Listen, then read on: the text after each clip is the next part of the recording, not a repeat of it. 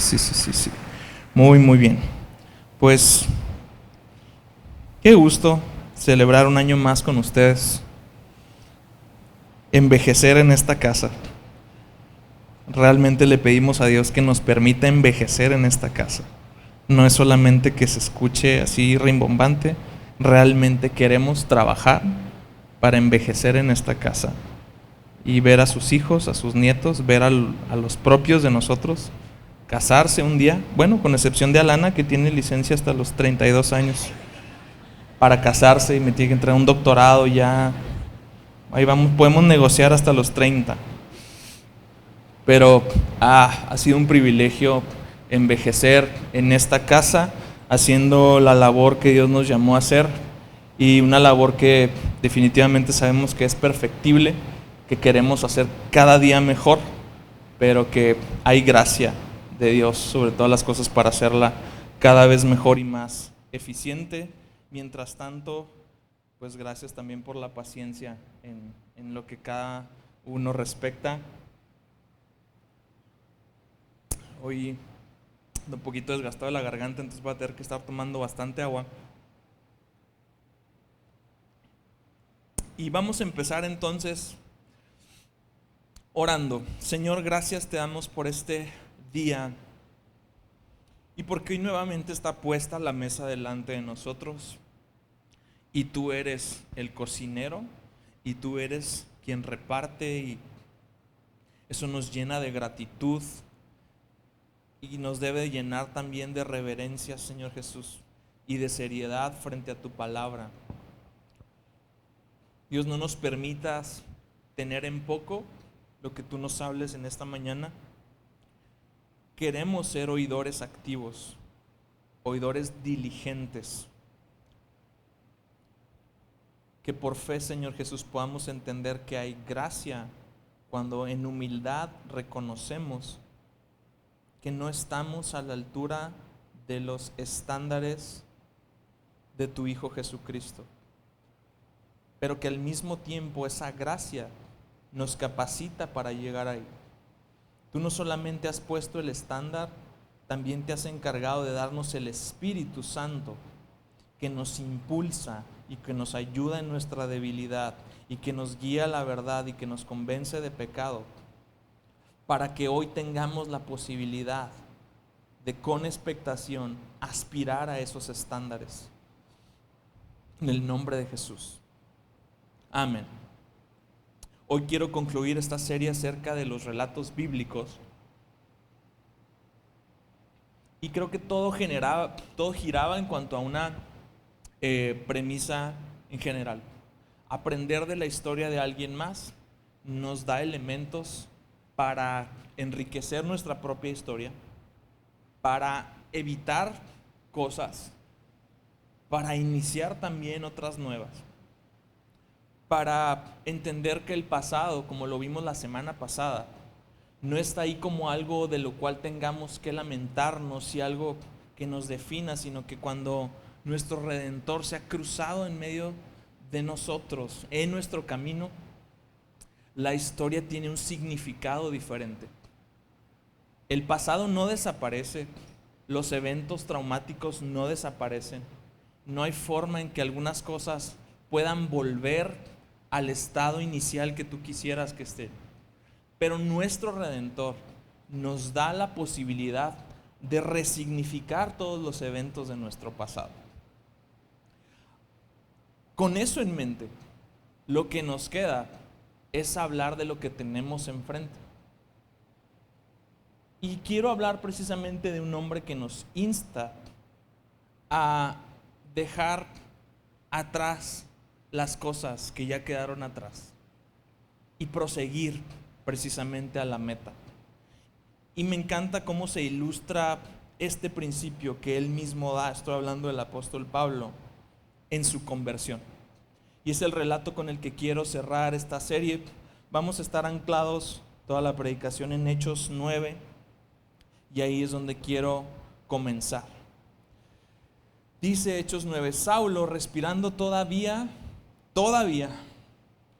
y nótese la palabra respirando, como si fuera algo natural en él, respirando todavía amenazas y muerte contra los discípulos del Señor, fue al sumo sacerdote y le pidió cartas para las sinagogas de Damasco, para que si encontraba algunos que pertenecían al camino. Está hablando de los primeros cristianos. Nótese que camino está con C mayúscula. Entonces no está hablando de una supercarretera. Está hablando de alguien que dijo ser el camino. Tanto hombres como mujeres los pudiera llevar atados a Jerusalén. Entonces, este relato comienza no presentándonos directamente a la persona, sino presentándonos primeramente el corazón de la persona. Saulo se llama la persona. ¿Qué había en su corazón? Amenazas y muerte. Para estar respirando eso, como dijo Jesús, todo viene de adentro, todo viene del corazón. Entonces, este relato nos muestra a un hombre y su identidad. Lo que él era explica lo que él hace. Lo que él era en ese momento era esa ira, ese celo religioso, ese deseo de venganza, esos anhelos homicidas, porque no era simplemente un vengador de la fe judía, de la tradición judía. Era alguien que iba y que estaba dispuesto a mancharse las manos de sangre para acabar con este movimiento extraño al que llamaban cristianos y que estaba teniendo cada vez un poco más de auge en toda la región de Judea, Samaria y las regiones que estaban alrededor de ellas. Entonces, lo que este hombre era nos conecta con lo que este hombre estaba haciendo.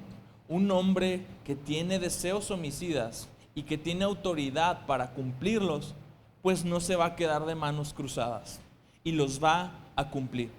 Un hombre que está lleno de ira está a punto de capitalizar y de glorificar esa ira que siente en su interior. Entonces, lo que está haciendo primero Lucas cuando nos narra de forma muy bonita todo el libro de Hechos y en particular la conversión de Pablo, que tiene una relevancia muy, muy superior a lo largo de todo el Nuevo Testamento, a partir de Hechos 9, este tiene un contexto muy importante. Nos está dejando ver que Saulo tenía realmente temas muy profundos en su corazón y que él estaba buscando glorificar esos temas. Entonces, él está buscando llevar a los judíos atados a Jerusalén. Y yo simplemente creo que el llevarlos atados era para terminar de apedrearlos ahí en algún momento, como él había estado presente cuando se apedreó a Esteban, al primer mártir de la iglesia. Dice el versículo 3, y mientras viajaba, al acercarse a Damasco, de repente resplandeció a su alrededor una luz del cielo. Resplandeció alrededor una luz del cielo. La vida de Pablo estaba sumida en oscuridad. Y en el primer versículo nos queda claro, alguien que vive respirando amenazas y muerte, alguien que viva respirando cualquier clase de emoción tóxica en contra de otra persona, necesita urgentemente que la luz le resplandezca. Alguien que vive tratando de maquinar y llevar a cabo deseos egoístas, deseos oscuros en su corazón, necesariamente está viviendo en oscuridad. Y ahora lo que está sucediendo es que de repente resplandece la luz del cielo. Por eso titulé este mensaje Mi camino a Damasco.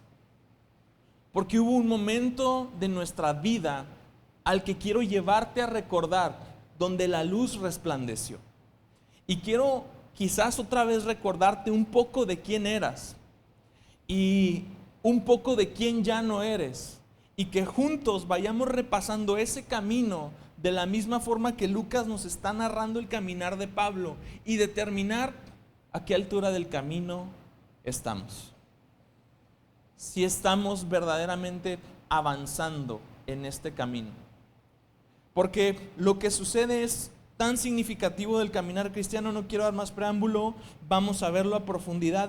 Para Pablo solo había oscuridad, pero eso nos sucedió a cada uno de nosotros. Y hubo un momento de nuestra vida en el que la luz resplandeció. Algo cambió, algo, y no digo algo, más precisamente alguien se hizo presente en nuestra vida, y por eso Pablo asemeja a todos y cada uno de nosotros, a quienes teníamos un camino de oscuridad hacia Damasco, quienes teníamos un camino de oscuridad hacia un montón de cosas. El camino es utilizado repetidamente en la Biblia como sinónimo de una forma de vivir, como sinónimo de una forma también de ser. Entonces, el que Pablo en su camino tuviera trazado el odio, el homicidio, la represalia, la religiosidad, todo, nos habla de que ese era también su estilo de vida habitual. La pregunta es, ¿por qué resplandeció la luz?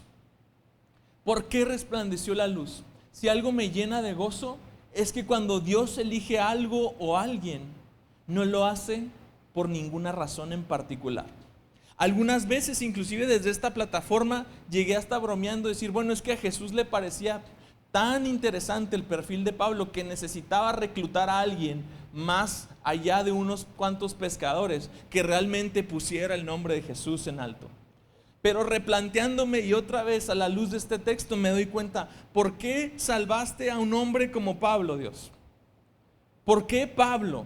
Porque Dios nos está demostrando que aún la persona más opuesta al evangelio, aún una persona que tenga una enemistad abierta con Cristo, es candidato para la salvación. Es decir, Dios nos está abriendo la puerta de que no hay una condición que nos exente de su misericordia. Como dice Tim Keller, una vez que entendemos la cruz, o amamos la cruz o la repudiamos. Pero mientras una de esas dos cosas no sucedan, entonces no hemos entendido la cruz. Cuando la luz resplandece en el camino de Pablo, algo sucede. Y es precisamente que él comienza a entender la cruz. Pero ¿por qué sucede esto? Por ninguna razón en particular. En Efesios 1:5, él mismo nos dice, y quizás lo dijo de una forma censurada, yo me imagino, se dice que Efesios no necesariamente lo escribió él de su puño y letra. Y yo me imagino a Pablo quizás dictando la carta y diciendo, Dios nos escogió porque le dio su gana. Y su editor diciéndole, Pablo, no podemos poner eso. Ah, bueno, entonces ponle, en amor, habiéndonos predestinado para ser adoptados hijos suyos por medio de Jesucristo, según el puro afecto de su voluntad. Que en buen castellano significa, Dios nos escogió porque le dio su gana. No nos escogió porque teníamos el perfil correcto. No nos amó porque teníamos potencial. No nos amó por nuestras buenas intenciones, nuestra buena posición, nuestro buen intelecto, nuestro buen corazón, nuestras obras. Nos amó porque le dio su gana. Y da lo mismo que haya sido el peor perseguidor de la iglesia en ese momento, o haya sido la Madre Teresa de Calcuta. Nuestras obras no nos hacen candidatos a la salvación, ni mucho menos titulares de la salvación. Porque hay una acción soberana por parte de Dios en nuestra elección. Y eso, antes de hacernos sentir orgullosos, altivos y con un complejo de superioridad, debería de empezar a transformar y a ocurrir el proceso que está sucediendo en la vida de Pablo. Pablo comienza desde la exaltación y empieza un camino hacia la humillación. Quien ha sido escogido sin ningún solo mérito, quien ha sido escogido sin nada, solamente puede caer rendido y diciéndole, Dios, no sé por qué, ni en qué momento, pero gracias. Y esto es lo que empieza a suceder. La luz, si verdaderamente es luz, nos hace caer en tierra. Versículo 4. Al caer en tierra, oyó una voz que le decía: Saulo, Saulo, ¿por qué me persigues? Si no nos ha hecho caer en tierra, si no nos ha humillado, entonces no es luz lo que nos ha resplandecido. Porque Pablo fue rodeado de esa luz en medio de una inmensa oscuridad, y su reacción es caer en tierra. O lo que puede haber sucedido es que en el caminar de tu vida ya se te olvidó que estabas en oscuridad y ya te subiste otra vez al caballo de tu camino, al caballo de tu agenda, al caballo de yo soy Juan Camaney. Y me quiero acordar de qué decía, masco clavos, no sé qué, todo el trabalenguas que decía, masco chicle, todo eso. Los boomers me entienden, los millennials no saben ni qué estoy hablando. Ahorita voy a darles una referencia a ustedes para que no se sientan excluidos y por ende ofendidos, no se crean. Entonces, al caer en tierra oyó una voz que le decía: Saulo, Saulo, ¿por qué me persigues? Saulo cae en tierra. Saulo es humillado por la luz. Saulo sabe, como decía Watchman Nee: Señor, tú eres la luz. Ahora sé que lo único que había visto eran cosas y nada más. La pregunta es: ¿quién eres, Señor?, preguntó Saulo. El Señor respondió: yo soy Jesús, a quien tú persigues. Esta luz que Pablo estaba viendo no era una luz cualquiera, una luz que te da calorcito, que te hace sentir bonito, que te emociona, que te da piel chinita, que lloras, que ríes. No, esta luz que te humilla te hace decir Señor. Y la palabra Kyrios en el griego, que significa Señor, tiene tres connotaciones que tienen todo que ver con lo que Dios tiene que ser para nuestra vida cuando andamos en este camino. Y es amo, dueño y soberano. Si Dios es tu Kyrios, tu Señor, entonces es tu amo y es nuestro amo para que le sirvamos. Es nuestro dueño para que recordemos que somos su propiedad, y es nuestro soberano para que nunca olvidemos que somos sus súbditos. De estas tres formas de vivir, nosotros podemos entender y vivir a conciencia el señorío de Cristo en nuestra vida. Porque soy su siervo, porque soy su propiedad y porque soy su súbdito. Cuando esas tres cosas se presentan, entonces verdaderamente puedo decir: Jesús es mi Señor. Y verdaderamente estoy preguntando: ¿quién eres, Señor? Y lo estoy diciendo con S mayúscula, y lo estoy diciendo humillado, consciente de mi oscuridad y consciente de la belleza de la luz que Cristo ha irradiado en nuestra vida.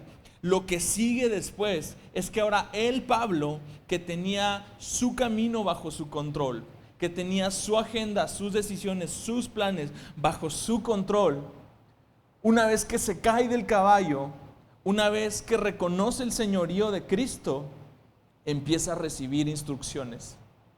Y la instrucción que recibe en el versículo 6 es: levántate, entra en la ciudad y se te dirá lo que debes hacer. Así es caminar a veces en la voluntad de Dios. ¿Qué? ¿Por qué? ¿A dónde? Eso es la voluntad de Dios. Levántate, entra en la ciudad y se te dirá lo que debes hacer. ¿Por qué nos es difícil entender la voluntad de Dios en ocasiones? Porque la luz no te ha tumbado del caballo. Porque sigues montado en el mismo engaño en el que Eva estuvo envuelta en el jardín del Edén. Y era muy sencillo: quizás si hago la voluntad de Dios, termine padeciendo. Por eso entonces le pareció tentador el fruto. Quizás si hago la voluntad de Dios, le va a salir filo, como luego dice, y no me va a convenir. Pero ahora Pablo, que se ha caído del caballo, que le ha resplandecido la luz, que ya no es Saulo el temible, que ahora es Pablo, siervo de Jesucristo. Pablo, como se traduce literalmente en Romanos 1:1, esclavo de Jesucristo. Esclavo, él mismo se denomina de esa forma, esclavo de Jesucristo. Recibe órdenes, y aunque las órdenes no están completas, él las acata.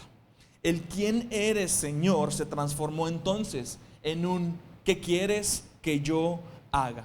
A partir de aquí, Saulo ya no es el amo y señor de su vida. A partir de aquí, Saulo ya no hace más su voluntad, sino la voluntad de aquel que lo tumbó del caballo, aquel que le doblegó su voluntad religiosa, aquel que en su camino a Damasco se le atravesó para decirle, ese camino es como dice Proverbios, hay caminos que al hombre le parece recto, pero su fin es camino de muerte. Y si Dios se te atravesó en el camino y te empezó a quitar de ciertas cosas, es porque Dios en su misericordia se percató de que ese camino que en tu entendimiento era recto, ahora se ha convertido en un camino de muerte. Y no la tiene fácil, porque Pablo quizás todavía no se ha sentido abrumado, pero tú y yo que ya conocemos la historia con una perspectiva desde afuera, sabemos que en ese momento Pablo ya había muerto a 3 cosas, al menos 3. Su posición religiosa, su estatus en el mundo, a su religiosidad misma, a lo que él defendía, a lo que él le daba identidad, la práctica, las formas, no la fe, el temor del hombre, no el temor de Dios, la aprobación del hombre, no la aprobación de Dios. Y en tercer lugar, sus relaciones. ¿Tú crees que podía ver a la cara nuevamente al sumo sacerdote? ¿Tú crees que podía ahora entrar en las sinagogas y pedir cartas y ejercer su autoridad? No. Se acababa de unir a los del camino, y los del camino vivían de una forma diferente. Los del camino eran perseguidos en todo, muchas veces atribulados. A veces compartían el pan juntos, se sentían muy bonito, pero a veces también sabían que esa podía ser la última vez que estuvieran sentados juntos. Y eso era lo que mantenía a la iglesia tan relampagueante, fulgurante, tan encendida como lo estaba en ese tiempo. El saber que estamos en el camino y que cada día puede ser el último, pero que estamos en el camino correcto.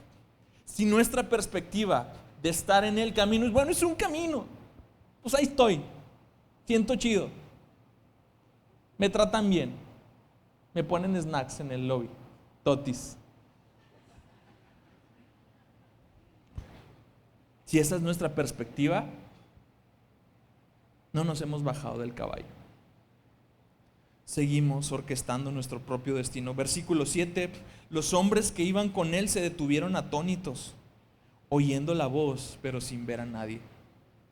Muchas veces hay gente junto a ti que escucha la voz, pero no está viendo al Dios de la voz.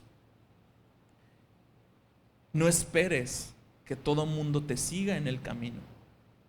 Pablo sabía que en ese momento unas relaciones se iban a quedar, unos amigos se iban a quedar. Él se había encontrado con el de la voz, con el de la luz, con aquel a quien él mismo estaba persiguiendo.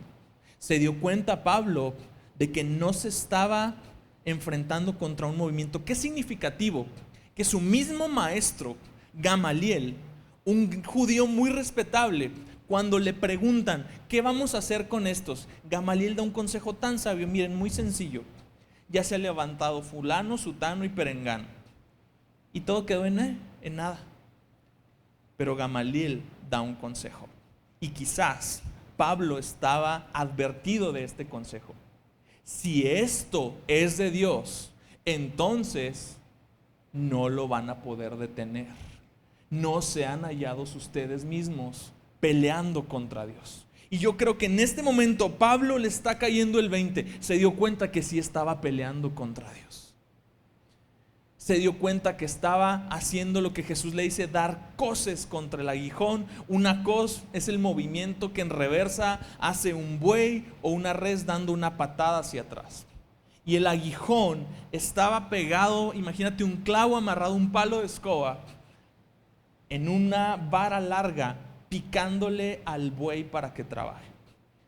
Y Jesús le dice a Pablo, tú eres un siervo, tú eres un buey. El buey es significado de servidumbre. Tú eres un buey y yo soy el Señor que llevo la yunta. No vas a ganar nada con estar dándole patadas al aguijón. Amados, nuestro sufrimiento en la fe muchas veces se da porque estamos como estos bueyes dándole patadas al aguijón. Una vez que nos rendimos a Cristo, perdimos el control de nuestra vida. Una vez que nos rendimos a Cristo, perdimos por completo la capacidad de opinar y decir, pues yo creo que es mejor acá. Tú eres un siervo del Dios viviente. Y si en tu caminar hoy hay mucha oposición, hay dolor quizás, hay tristeza, dentro de múltiples factores, uno de ellos puede ser que te estés hallando a ti mismo, peleando contra Dios, dando coces en contra de ese aguijón. Él es el Señor, tú eres el siervo, Él es el Rey, tú eres el soberano. Amados, entre más pronto lo entendamos, más fácil podemos entender la voluntad de Dios. Más gozo habrá en nuestra vida. Uno de los síntomas más comunes de estar dándole patadas al aguijón es que se va el gozo. Ya no siento lo mismo de antes. Ya Dios no me habla. Deja de darle patadas, brother. Deja de renegar en contra de lo que Dios está demandando de ti. Deja de ir en la dirección opuesta. Bájate del caballo. Humíllate bajo la poderosa mano del Señor y Él te exaltará a su debido tiempo. Continuamos. Lo que sucede después es que Pablo llega a Damasco, pero ya no llega como este gran señor a infundir terror entre los cristianos. Llega como un ciego, porque esta experiencia le produjo una clase de escamas, como escamas, en sus ojos, y ahora no puede ver. Y ahora no solamente está ciego, está hambriento. Y llega por ahí a alguna casa y en ese momento Dios le habla a otro discípulo, que no me parece al azar el que Dios le hable a este discípulo, porque el discípulo se llama Ananías. Y Dios le habla a Ananías, dice, había en Damasco, versículo 10, cierto discípulo llamado Ananías, y el Señor le dijo en una visión, Ananías, aquí estoy, Señor, contestó él. Levántate, ve a la calle que se llama Derecha y pregunta en la casa de Judas por un hombre de Tarso llamado Saulo, porque él está orando. Qué hermoso que Dios ve cuando estás orando. Qué hermoso saber que Pablo perdió el control, pero que no está en las manos de un juez arbitrario. Lo ve confundido, enceguecido, pero él sabe que está orando. Y con su oración viene la respuesta. Viene el siervo del Señor.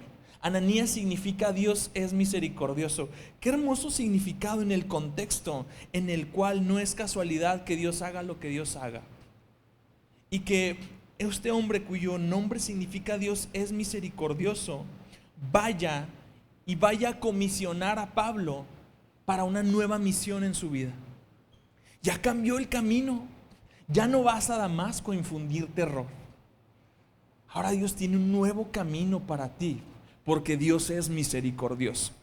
Dios te ha dado una nueva identidad, porque Dios es misericordioso. Dios te ha dado una nueva misión, porque Dios es misericordioso. No porque Dios sea autoritario. No porque Dios venga destinado y convencido de hacerte la vida imposible. Como Dios es misericordioso, Dios nos ve exactamente de la misma forma que ve a este Pablo, que en este momento no tiene gran cosa que ofrecer. Ananías, claro que se inquieta y le dice: oye Dios, pero ese cuate anda matando cristianos, ¿estás seguro? ¿Estás seguro que escogiste a la persona correcta? Y la respuesta de Dios tiene que ver todo con la nueva identidad que Él está trabajando en Pablo. Ve, porque Él es mi instrumento escogido para llevar mi nombre en presencia de los gentiles, de los reyes y de los israelitas. O sea, todo mundo en ese momento. Él es mi instrumento escogido. Tú y yo no podemos aspirar a otra cosa tan honrosa, sino hacer vasijas útiles en manos del alfarero. Dime que esa guitarra es una muy buena guitarra, déjame decirte. Es una muy buena inversión. Está muy bonita y suena hermoso. Pero ¿de qué sirve si nadie la está tocando? ¿De qué sirve un instrumento si el músico no te tiene en sus manos? ¿De qué sirve un bisturí si no está en las manos del cirujano más preparado? ¿De qué sirve una herramienta muy fregona si no está en las manos correctas? Si tú y yo verdaderamente somos instrumentos del Dios Altísimo, nos conviene asegurarnos de que estamos en sus manos. Nos conviene ponernos en sus manos todos los días para que me vaya bien. No, para asegurarte de que Él te utilice y dé a tu vida el mejor uso que puede tener. Dios le da una nueva identidad, una nueva misión. Al perseguidor lo convierte en evangelizador. Su camino de muerte hacia Damasco se convierte en un camino de salvación. Saulo de Tarso salió con sus planes, pero en el cambio, Pablo, apóstol de Jesucristo, recibe una agenda completamente diferente. Entonces, Dios verdaderamente le está dando significado a estas palabras. Yo ya cambié el corazón de esa persona. Ya no es más una persona que cree que todas las puede. Es un instrumento. Ahora sí vas a sonar. Ahora sí va a salir música de tu vida. Ahora sí verdaderamente, aún en medio del dolor y de las pruebas, el sonido que tu vida, que tu testimonio, que tu corazón produce es una música hermosa si estás en las manos del perfecto, único y verdadero instrumentista, del Dios vivo. Pablo es un instrumento en manos de Dios y recibe un propósito en ese sentido, pero no viene endulzado con puro miel sobre hojuelas. Dice el versículo 16, porque yo le mostraré cuánto debe padecer por mi nombre. Sí, qué chiste, dijeron todos. ¿Cómo que está presupuestado dentro del propósito el padecimiento? Así es. Así es. El pensar que tú y yo podemos caminar en este mundo sin padecimiento alguno es pensar que podemos tener un caminar superior al de nuestro maestro. Y Jesús nos dijo: nadie es superior a su maestro. Pero si se esfuerza, se puede hacer igual que el que lo envió. Y el que nos envió a ti y a mí, el que nos dio esta misión, vino a sufrir, vino a dar, vino a complicar su vida para facilitar la de los demás. Qué complicado suena.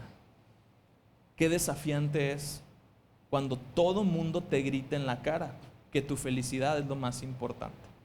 Que en el momento en que tú no te sientas bien, huye de ese trabajo, huye de esa relación, huye de esa iglesia, huye de lo que sea en lo que estés metido porque no te estás sintiendo bien. Amados, no venimos a este mundo a ser felices, venimos a ser útiles, porque somos instrumentos en manos del Redentor, somos instrumentos en manos del Dios viviente.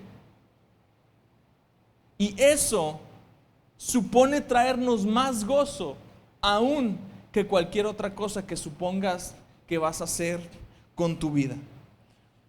Y precisamente yo creo que la mayoría de los padecimientos no tienen nada que ver con desgracias que nos ocurren, aunque ocurren, sino tienen todo que ver con el padecimiento que se sufre cuando el yo se está muriendo, cuando la carne está muriendo, cuando tengo que ser siervo en lugar de ser servido, cuando tengo que ser paciente en lugar de ser yo al que le tengan la paciencia, cuando tengo que callar, aun cuando tengo 1000 cosas para gritarle en la cara a esa persona, cuando tengo que perdonar, aun cuando tengo todo el derecho de vengarme.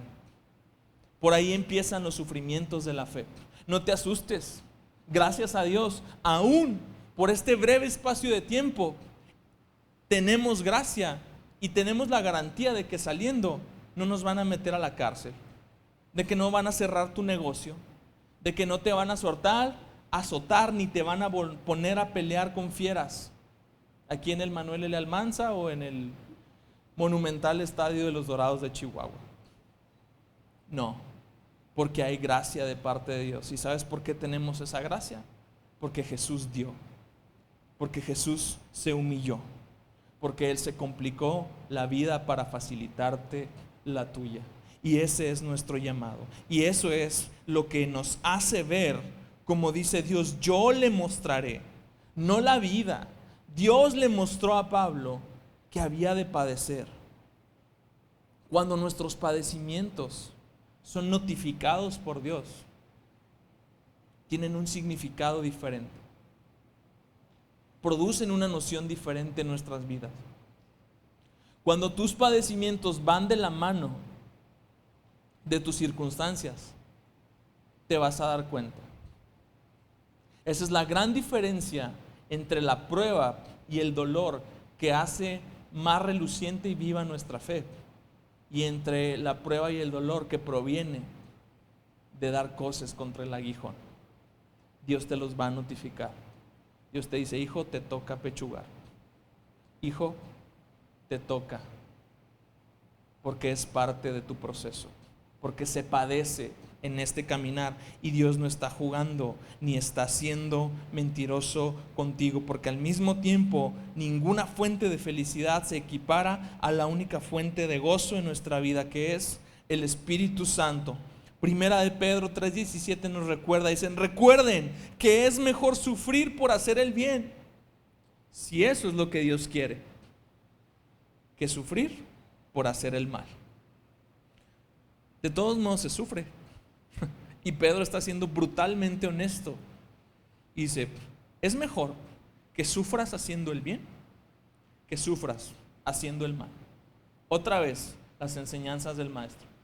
Es mejor que te den 2 cachetadas, pero que tú hayas puesto la mejilla para la segunda, que seas tú el abofeteador, el justiciero, el vengador. Eso es el camino en el cual Dios nos ha puesto. ¿Qué viene? Versículo 17. Ananías fue y entró en la casa, y después de poner las manos sobre él, dijo: hermano Saulo,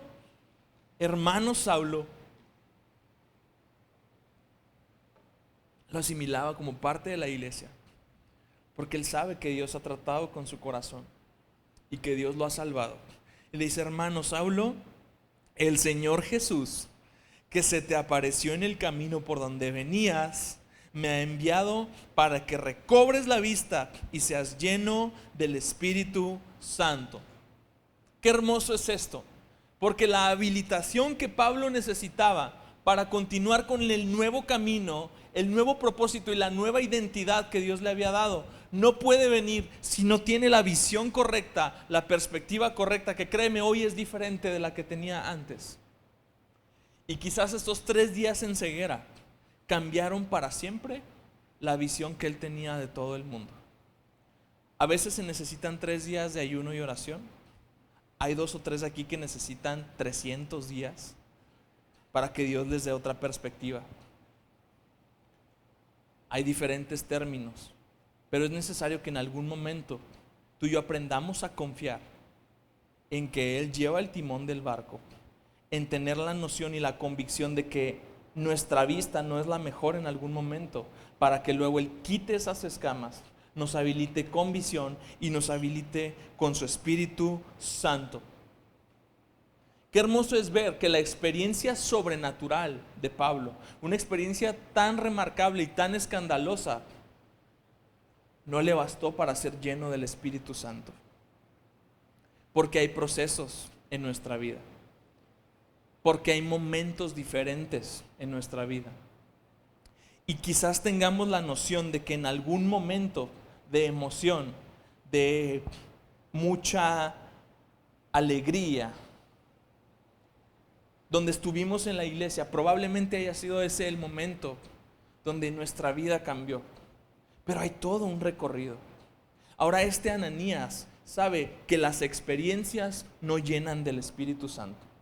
Las experiencias no necesariamente están conectadas con tu caminar.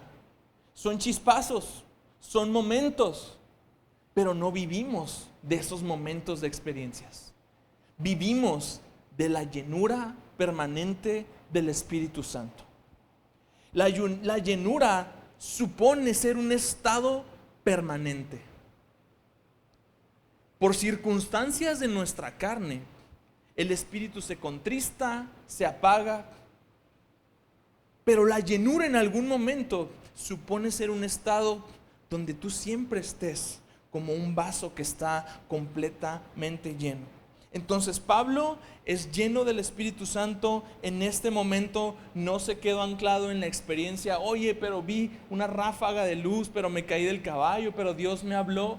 Sí, amado, pero siguen más experiencias, siguen más momentos, y supone ser un camino habitual, supone ser un camino regular en el que tú y yo estemos constantemente adquiriendo visión por parte de Dios. Y estemos constantemente también siendo llenos del Espíritu Santo.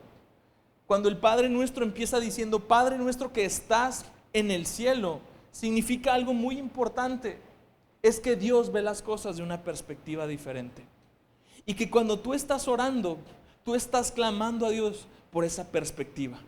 Como Dios está en el cielo y yo estoy en la tierra, yo soy incapaz de ver las cosas como Dios las ve.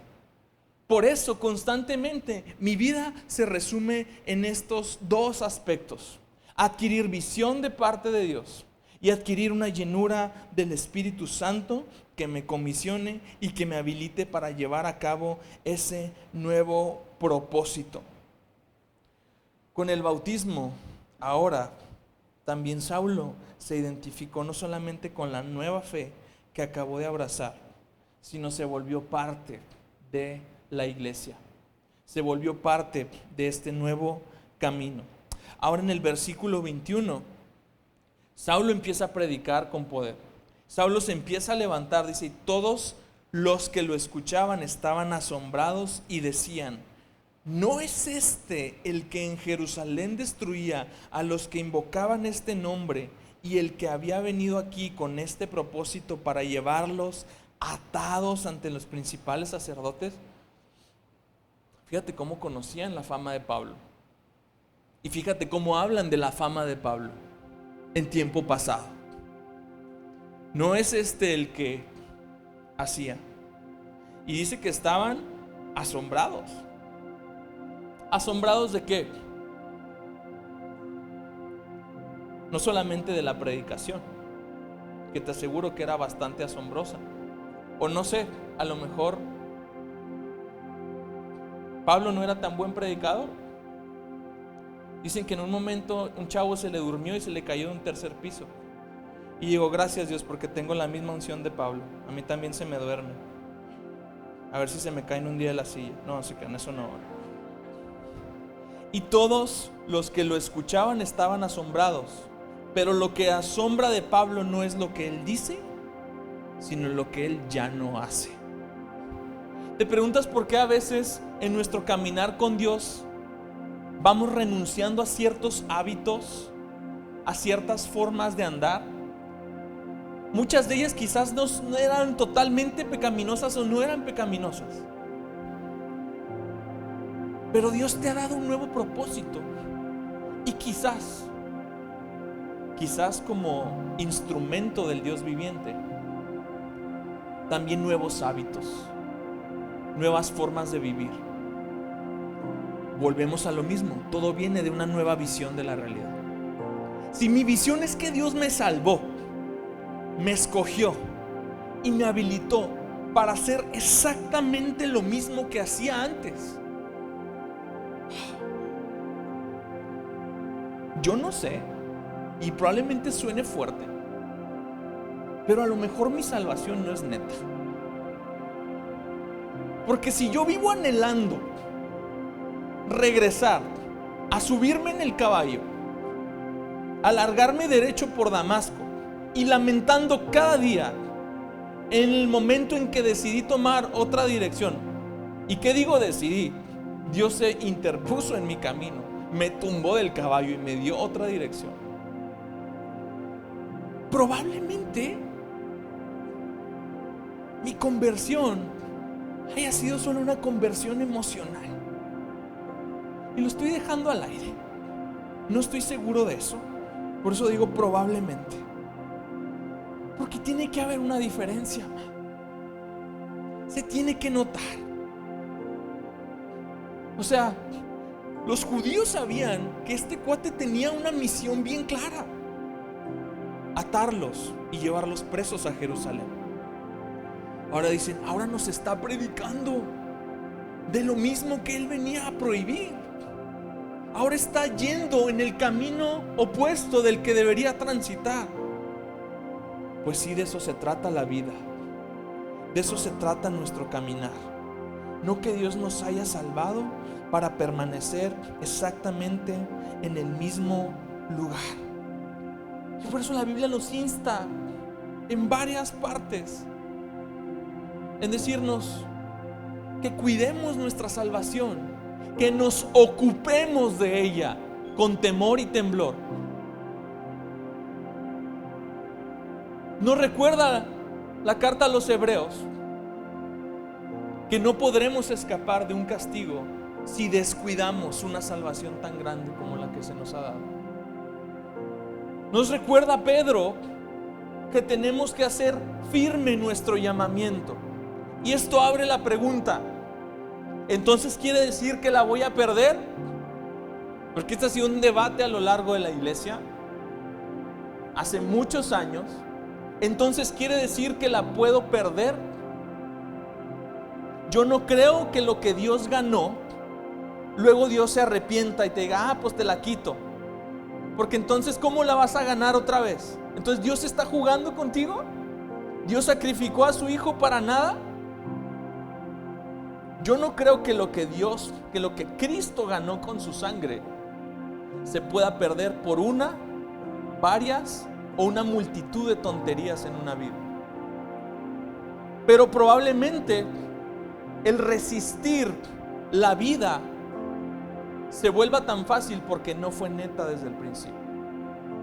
Como dice Primera de Juan, si salieron de nosotros es porque no eran de nosotros.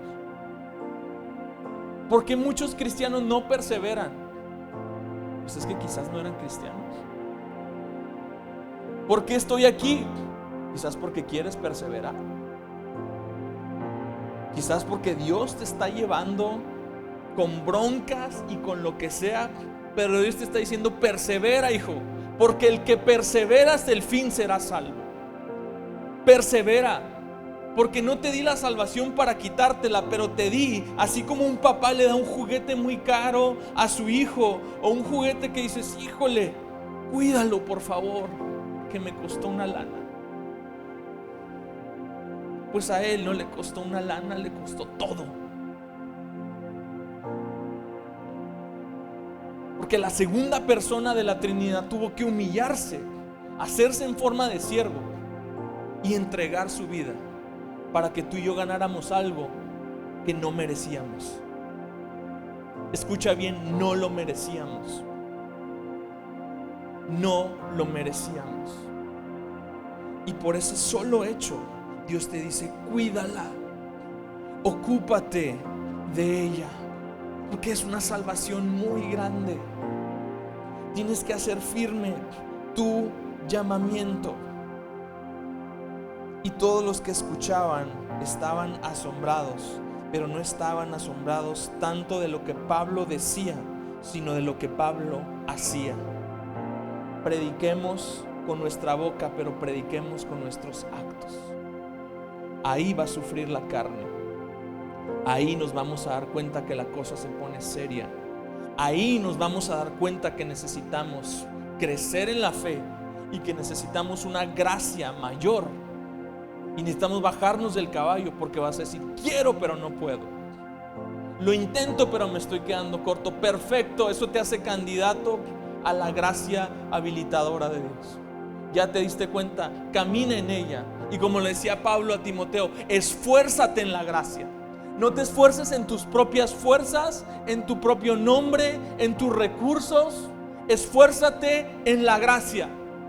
Porque si quieres o no puedes, probablemente no puedes, porque lo estás haciendo solo. Esfuérzate en la gracia para que puedas. Porque el poder del Espíritu Santo que se manifiesta en esa gracia es para poder vivir la vida que Jesús vivió. Y lo que sigue en el versículo 22 es muy impactante. Pero Saulo seguía fortaleciéndose. Otras versiones dicen también esforzándose y confundiendo a los judíos que habitaban en Damasco, demostrando que este Jesús es el Cristo.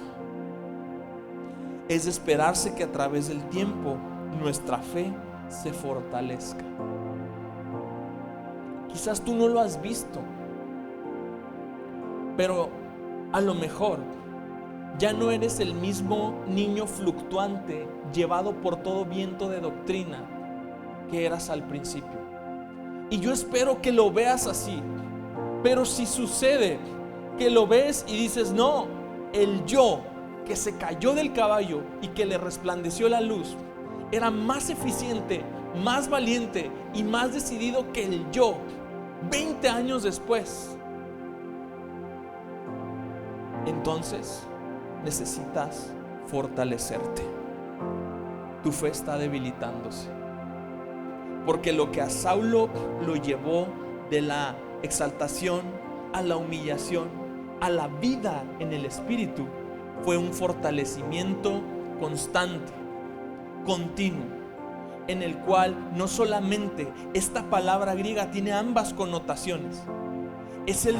Él se hace fuerte en la medida que se esfuerza. Nos recuerda este mismo versículo de Hebreos que nos dice que a fuerza de práctica somos ejercitados. Es lo mismo que sucede en un gimnasio.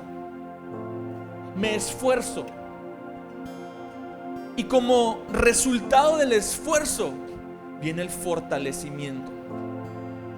¿Por qué sigues levantando las mancuernas de 5 libras que levantabas al principio de tu conversión? Necesitas esforzarte, hermano. Necesitas al coach número 1 del Espíritu Santo que te dice: una más, una más, una más. Bájale, súbele, siéntate bien, enderézate bien. Una y otra vez, para que en esta doble connotación donde yo me esfuerzo, venga la fortaleza por parte del Espíritu Santo. Y decía que se fortalecía y confundía a los judíos que se sacaban de onda, demostrando que Jesús es el Cristo. Y hace todo el sentido con lo que Jesús dice, con lo que Pablo dice en 1 Corintios 2, 4 y 5. Y mi mensaje,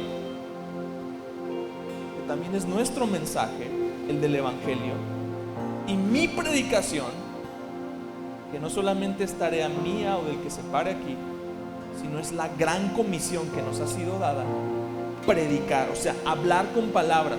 No es que vean que yo no pisteo, ok, vas bien. Palabras. Hay momentos donde necesitas usar palabras. Ataca.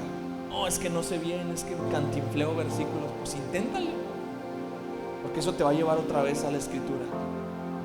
Ya sé qué herramientas tengo para edificar. Y dices: ya no soy el Pablo que busca destruir, que decía palabras necias, que le daba lo mismo soltar el venenillo. Ahora busco edificar. Ahora busco que Dios salve a través de la locura de mi predicación. que no tiene que ser elocuente, porque Pablo, un hombre elocuente, estudiado, capacitado, dice, no fueron con palabras persuasivas de sabiduría. Entonces no te preocupes si no eres elocuente.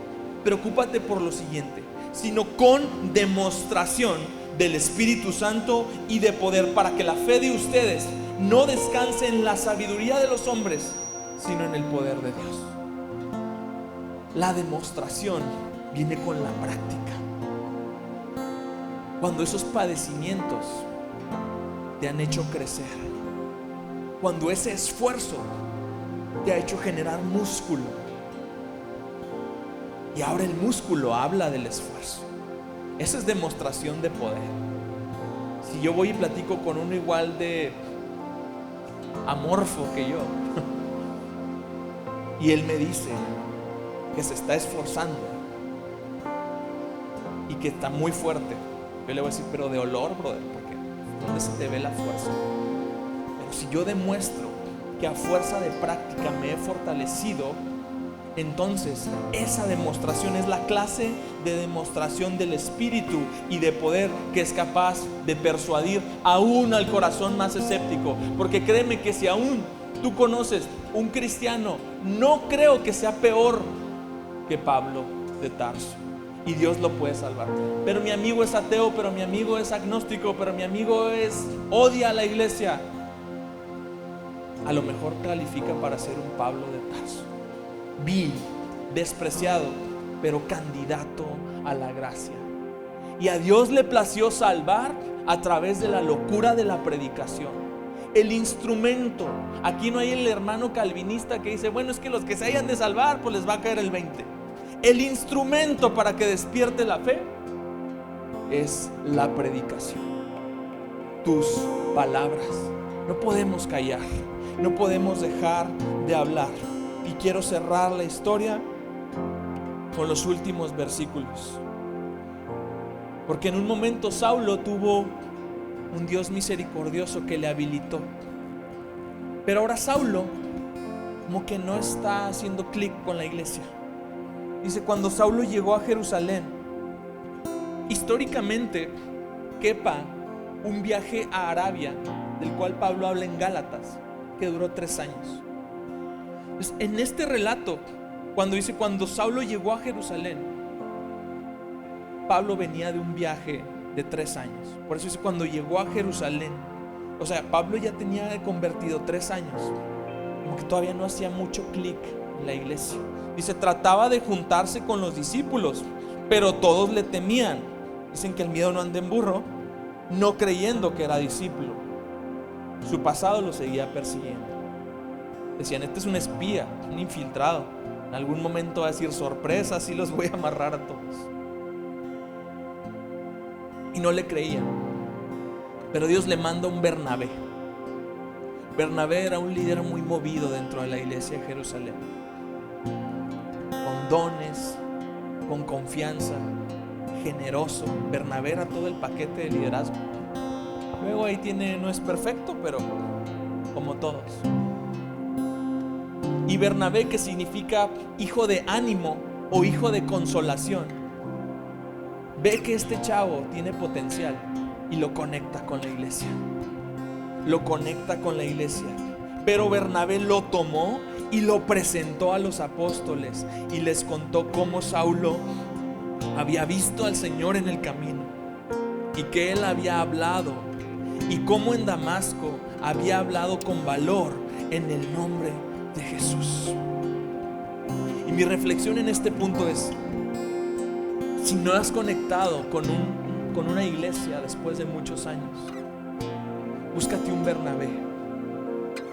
Y si ya conectaste, sé un Bernabé para alguien más. Y si estamos todos bien conectados, entonces seamos Bernabés para quienes están adentrando a la iglesia local, para quienes luchan con su pasado, para quienes luchan con los prejuicios de lo que ha pasado, de lo que han hecho. Bernabé, el hijo de ánimo, supone ser este creyente modelo que conecta con el cuerpo de Cristo a otros creyentes, probablemente no tengan esa misma facilidad de conectarse. Y lo presenta en la iglesia de Jerusalén y lo pone ahí, y entonces empieza a tener peso en la iglesia de Jerusalén. Porque me encanta que la humildad de este Pablo, que ya lleva 3 años en el anonimato posiblemente, lo lleva a decir: necesito de otros creyentes. Y dice que Pablo trataba de juntarse. Ay, no, es que me hicieron caras. Ay, no, es que no pusieron totis. Es que no hace calor. Ya no tanto, gracias a Dios. Es que mil cosas. No, Pablo trataba. Esta humildad le lleva a tener la noción de que necesita conectarse con el cuerpo de Cristo, de que necesita de otros creyentes, porque nuestra fe necesita de otros creyentes. No podemos solos en el caballo. Si no necesitas de otros creyentes, ya te subiste al caballo, bájate. Y necesitas de creyentes que te digan muchas veces lo que no quieres escuchar. Necesitas de creyentes que desafíen tu cosmovisión. Necesitas de ese hermano que es medio lija a veces. Hermano santificador le vamos a denominar de hoy en adelante. Necesitamos conectarnos al cuerpo de Cristo, porque eso es lo que pasa a Pablo. Porque lo que sucede después de que Pablo se conecta al cuerpo de Cristo es que su ministerio se potencializa. Y no que lo haya hecho de una forma utilitaria, sino que su misma madurez y el mismo propósito que Dios tenía para él lo llevó a empezar a dar ese fruto una vez que se conectó al cuerpo de Cristo. Y dice el versículo 28: y estaba con ellos, moviéndose libremente en Jerusalén, hablando con valor en el nombre del Señor. Y esta es la última etapa, porque hasta ahora nuestro modelo nos ha presentado varias etapas. A lo mejor te quedaste en la del caballo, a lo mejor sí fuiste pasando muchas, a lo mejor solamente te falta predicar con valor y conectarte al cuerpo de Cristo. Y esto es precisamente lo que le da a Pablo la fuerza que su predicación necesitaba. Dice, el evangelio debe ser utilizado, dice Tim Keller, para confortar al afligido y afligir al cómodo. En este contexto se requiere valor para hablarlo y voluntad para vivirlo. Eso le agregué yo a Tim Keller. Se requiere valor para hablar y voluntad para vivir. Y cierro con un ejemplo. Lo último que adereza nuestro caminar en Cristo, lo que representa el moño de nuestra convicción, es pasión. La pasión viene de una fe convencida. Los reformadores distinguían la fe en 3 etapas. Una etapa en la cual se sabe ciertas cosas que hay que creer. Es decir, que no cualquier fe me salva, sino fe en Cristo Jesús es la que me salva. Ok, tengo el contenido de la información. Luego hay lo que se llama la información, mejor dicho, la afirmación intelectual de los datos. Ya recibí la información, ahora los afirmo. Sí es cierto lo que dice.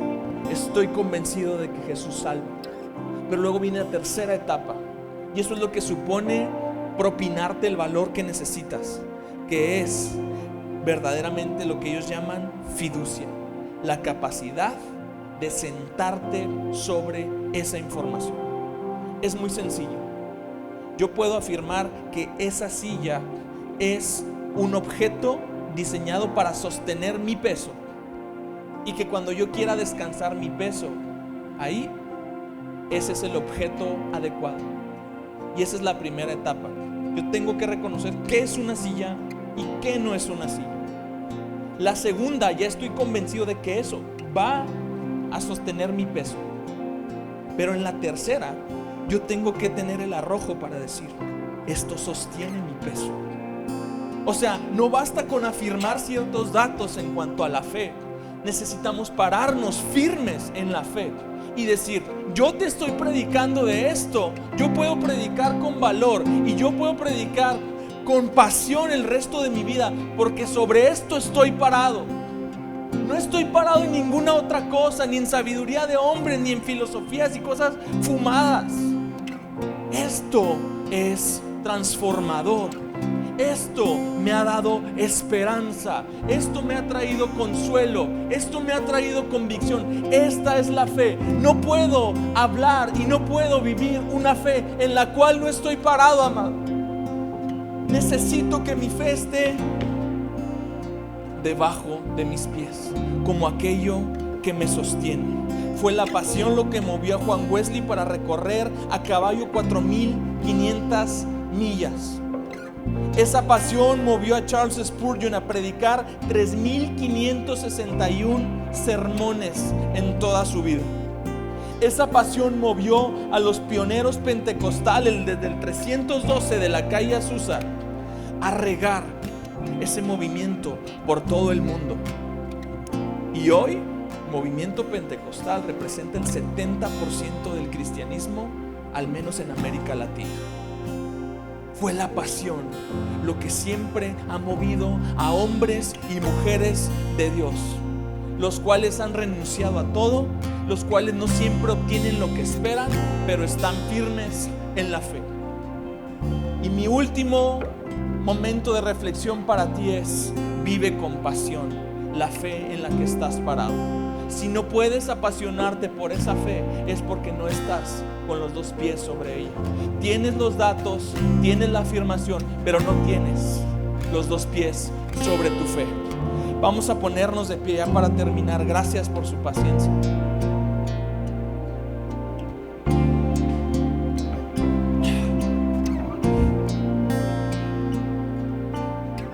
Yo sé que hay hermanos fuertes en la fe, y en este momento hay hermanos débiles en la fe. No quiero exhibirte ni nada, ni es el propósito. Pero si tú te sientes débil, si sientes que ni siquiera te has podido bajar del caballo, si sientes que eres tímido a la hora de predicar, si sientes que ya te estás rajando, que no estás muy seguro, levanta tu mano en alto. Levanta tu mano sin vergüenza. No tengas vergüenza. Vamos a orar por ti. Porfa, si te sientes firme, hombre con hombre, mujer con mujer, ora por tu hermano. Ve quién tiene su mano levantada. Aquí hay un joven adelante, pero en alto, no es. Dice, ¿sabes qué? Si me siento medio, no estoy parado con los dos pies. Alguien va a orar por ti. Si me pueden ayudar, por favor.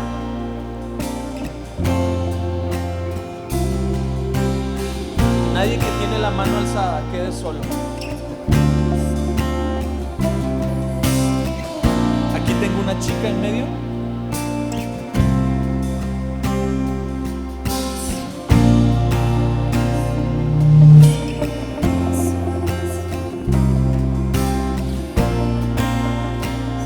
Acá tengo dos chavos, una chava. Déjenla en alto, alguien va a llegar en algún momento. Porfa, hermanos maduros de esta casa, no sé, ¿me ayudas, Jesús? Acá de este lado.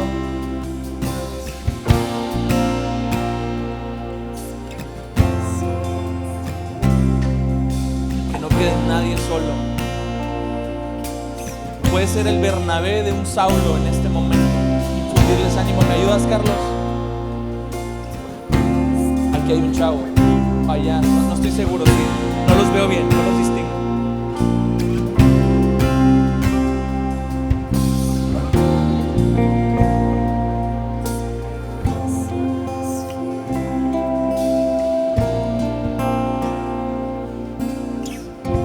Déjame orar por ti. Señor Jesús, hoy sabemos que en nuestro camino a Damasco hay muchas cosas y muchos eventos que suponen tenernos ahorita en un lugar. Quizás hoy por tu Espíritu Santo me he dado cuenta que no estoy donde debería estar, que mi camino a Damasco todavía tiene mucho trayecto hacia adelante. Dios, yo te pido, tú que das gracia a los humildes, les des gracia a estos hermanos que en humildad han levantado su mano y han dicho: necesito caminar mejor, necesito moverme a otras etapas, necesito recobrar la pasión, necesito reconocer tu señorío, necesito volver a pararme firme sobre mi fe. Padre Santo, yo te pido que nos hagas una iglesia que crece y se fortalece como la iglesia primitiva, en el temor del Señor y en la llenura del Espíritu Santo. Señor, que como iglesia podamos hacer firme nuestro llamamiento, ocuparnos de una salvación tan grande que hemos recibido. Dios, trae visión a todo aquel hermano en la fe que hoy no alcanza a resolver su propia realidad y sus propios problemas. Quita esas escamas, Padre Santo, para que tu realidad, para que tu Espíritu Santo les muestre el camino por el que deben transitar en estos días. Dios, que haya una llenura nuevamente en cada corazón que les habilite a vivir esa vida. Que cada corazón, Señor Jesús, nuevamente sea animado y consolado para vivir en el poder de tu Espíritu Santo, para apartarse del mal, para huir de la tentación. Dios, capacítanos como iglesia. Dile: capacítame, Dios, como a Pablo. Que la luz resplandezca aún sobre la vida de aquellos, Dios, que no te han entregado su vida. Que la luz los baje de sus planes, de su identidad, de su antigua manera de vivir, de sus formas, de sus reacciones, de lo que ellos han abrazado como suyo propio, pero que no viene de ti, Dios.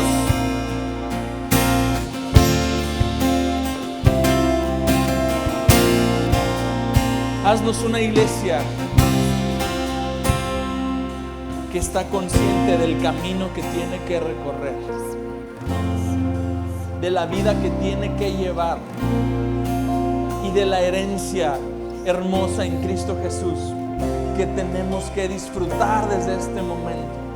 Sobre todas las cosas, yo te pido que mis hermanos que han perdido el gozo vuelvan a encontrarse nuevamente con Él.